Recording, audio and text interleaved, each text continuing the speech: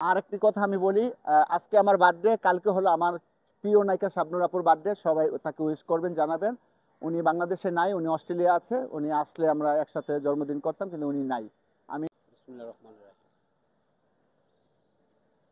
আপনি শুরু করেন। সবাইকে আসসালামু আলাইকুম।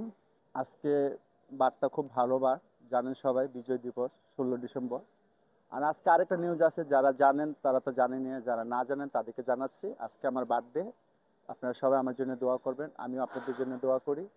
তো আমার বড় ভাই আমাকে আজকে ডাকছে, আমার বড় ভাই একটু ইন্টারভিউ নিতে চায়, দেখি ভাইয়া কি বলে। ভাইয়া আসসালামু আলাইকুম। ওয়ালাইকুম সালাম।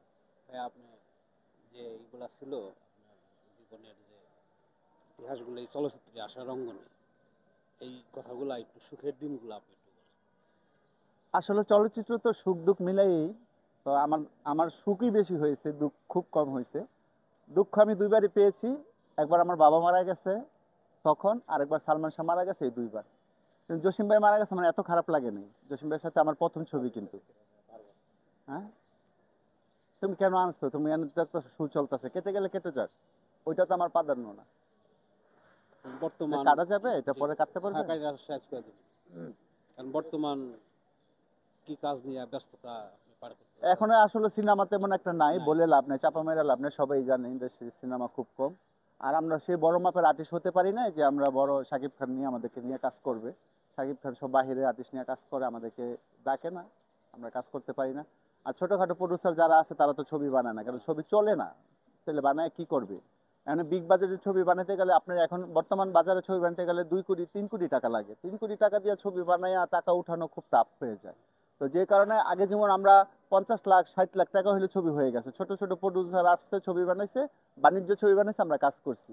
এখনো বছরে 2টা ছবি বানায় শাকিব খান, 2টা ছবি বানায় বা 5টা ছবি হয়, 5টা ছবিতে বড় বড় শিল্পী নিয়ে কাজ করে, আমাদের কিন্তু কাজে নেয় না। তাইলে আমরা কেন বলবো? এখন আমরা নাটক, বিভিন্ন প্রোগ্রাম, টিকটকের প্রোগ্রাম, এসব নিয়ে আমরা আছি।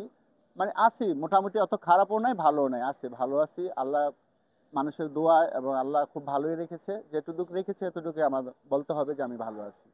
তো আপনাদের দোয়া ভালোই আছে।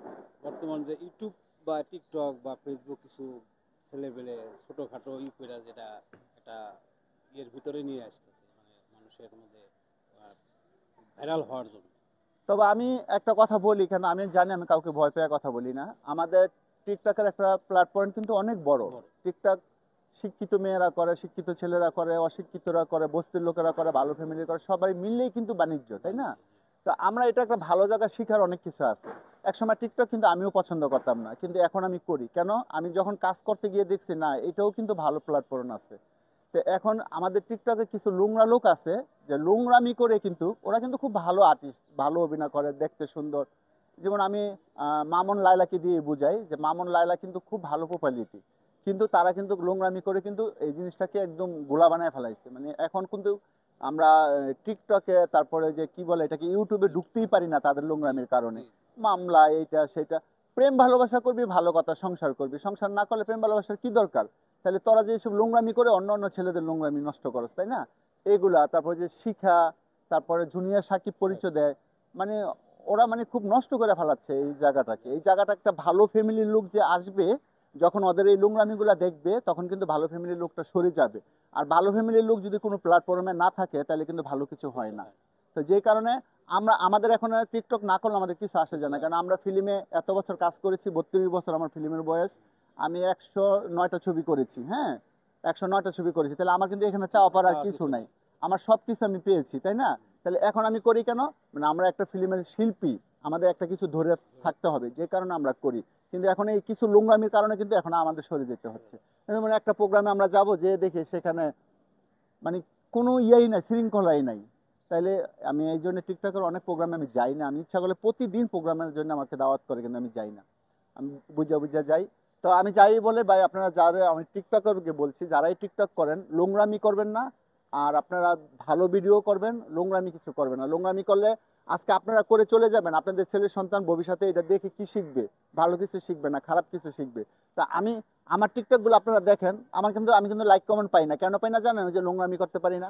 আমার ভিডিওগুলো আপনারা দেখেন, যে বোঝার মতন কিছু করার চেষ্টা করেন। আমি আপনাদের কাছে রিকোয়েস্ট যে আপনারা যারাই টিকটক করেন, ভালো করেন, সুন্দর করেন, ভালো ভালো কন্টেন্ট তৈরি করেন।